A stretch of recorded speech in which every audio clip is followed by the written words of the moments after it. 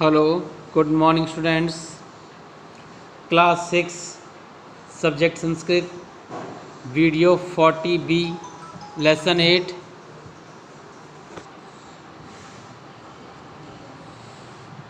तो class 6 subject Sanskrit बेटा video हम 40B बना रहे हैं, लेसन 8 चल रहा है हमारा। इससे पिछले वीडियो मैंने आपको इसके फर्स्ट सेकंड थर्ड ये 3 श्लोक कंप्लीट करवा चुका हूँ बेटा। आज हम 4 श्लोक स्टार्ट करेंगे और आप सभी ध्यानपूर्वक देखें बेटा।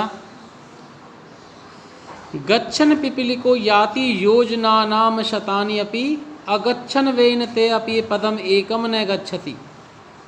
देखिए बेटा, बहुत अच्छी बात कही गई है कि गच्छन जाती हुई या चलती हुई, पिपीलिको चींटी, जाती हुई या चलती हुई पिपीलिके नहीं होता है चींटी, शतानि अपि सैकड़ों, योजना नाम योजन तक याति चली जाती है। जाती हुई या चलती हुई चींटी सैकड़ों योजन तक चली जाती है, लेकिन अगच्छन नहीं जाता हुआ, वैनतेय, वैनतेय का अर्थ होता है गरुड़, अपि भी, गरुड़ भी, पदम एकम, तो एकम पदम, एकम यानी एक और पदम यानी कदम, एक कदम अपि भी न नहीं गच्छति जा सकता है। देखो बेटा, यहाँ पर जो कवि समझाना चाह रहा है वो बात क्या है, यानी कि जो कार्य लगातार चलता रहे तो वो अपने लक्ष्य को, अपने उद्देश्य को प्राप्त कर लेता है, और जो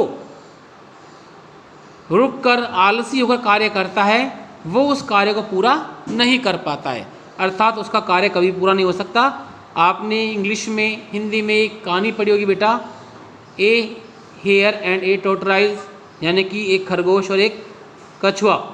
आप देखा कि कछुआ बहुत तेज़ चलता है और जो कछुआ जो होता है वो बहुत धीरे चलता है। तो खरगोश, जब उनमें रेस होती है, आपस में एक शर्त लगती है कि हम में से पहले कौन जीतेगा, दोनों रेस लगाते हैं। तो जो खरगोश था वो लगातार भागता हुआ अचानक एक पेड़ की सो गया और सोचा कि अभी कछुआ तो धीरे धीरे चल रहा होगा, वो आएगा, उससे पहले मैं जागकर वापस पहुंच जाऊंगा और जीत जाऊंगा। लेकिन वो सोता रह गया।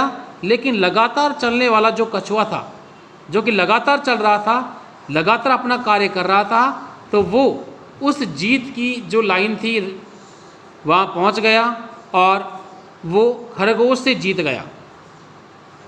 तो इसलिए कहा जाता है बेटा कि लगातार जो हम कार्य करते हैं, नियमित जो हम कार्य करते हैं, उस कार्य को करने सफलता अवश्य मिलती है, लेकिन जो नियमित या लगातार कार्य नहीं करता है उसको सफलता प्राप्त नहीं हो पाती है। तो यहाँ इसका अर्थ एक बार फिर सुन लीजिए आप। गच्छन जाती हुई पिपीलिको चींटी शतानी सैकड़ों, योजना नाम योजन तक याति चली जाती है, लेकिन आगच्छन नहीं जाता हुआ, वैनतेय गरुड़, एकम पदम, एक कदम अपि भी न नहीं गच्छति जा सकता है या नहीं चल सकता है। तो इसका अर्थ सुन लो एक बार, फिर बोल रहा हूँ मैं कि जाती हुई चींटी सैकड़ों योजन तक चली जाती है, या चलती हुई चींटी सैकड़ों योजन तक चली जाती है, लेकिन नहीं चलता हुआ या नहीं जाता हुआ तेज गति से उड़ने वाला गरुड़ भी एक कदम भी नहीं चल पाता है। तो आपको समझ में आ गया होगा बेटा इसके हिंदी अनुवाद। इसमें आपको सर्वप्रथम बात करते हैं इसमें शब्दार्थ की। तो ये हो गया लगभग आपको CW में करना है, और जिसका हिंदी अनुवाद है ये आपको HW में लिखना है, और हिंदी भावार्थ ये आपको लर्न करना है। ओके बेटा। इसके बाद में ये एक पद में उत्तर दीजिए, लिखा हुआ है देखिए, और ये ध्यान जरूर रखना है, 6 क्लास की मैंने पहले बता चुका हूँ आपको बेटा। जब 4th लिखोगे तो आपको लिखना है शुरुआत में गच्छन, गच्छन लिखकर डॉट डॉट लगाओगे और लास्ट में लिखोगे आप गच्छति। तो इस प्रकार ये दोनों लाइन आपकी एक ही लाइन में आ जाएगी। ठीक है बेटा, गच्छन डॉट डॉट लास्ट में गच्छति। अब हम बात करते हैं एक पद उत्तर, यानी एक पद उत्तर दीजिए। इसमें जो पहला है, गच्छन कैशत योजनम गच्छति, जाता हुआ या जाती हुई कौन सैकड़ों योजन तक चली जाती है, चींटी, पिपीलिका। पिपली का आंसर आएगा सेकंड है बेटा। वैनते कथम नहीं आती, गरुड़ क्यों नहीं जा पाता? क्योंकि वह नहीं कर रहा या नहीं जा रहा, इसलिए क्या आएगा? अगच्छन्। यानी कर्मशील कार्य कर सकता है और जो कर्म रहित होता है वो कार्य पूरा नहीं कर पाता। थर्ड है गच्छति, अत्र कै लकार है। गच्छति यहाँ पर कौन सा लकार है? तो गच्छति का अर्थ बेटा जाता है या जा रहा है, तो ये हो गया वर्तमान काल, और वर्तमान काल को संस्कृत में कहते हैं लट लकार। ओके बेटा।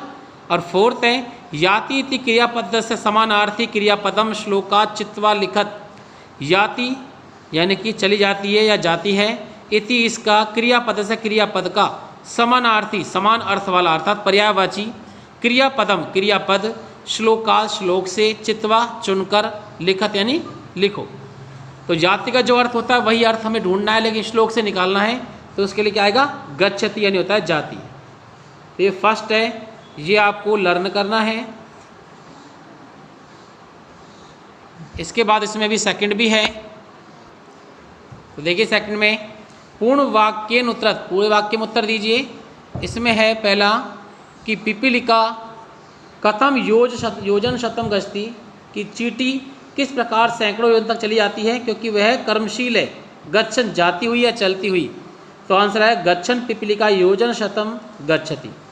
और इसी का सेकंड है कि वैन्यते कस्मात् न पदम एकम गच्छति, यानी कि गरुड़ किस प्रकार एक कदम भी नहीं चल पाता है? क्योंकि वह कर्मशील नहीं है। तो अगच्छन वैन्यते पदम एकम न गच्छति। तो ये आपको लर्न करना है। ठीक है बेटा। तो आज के वीडियो में बस बेटा इतना ही। Okay students.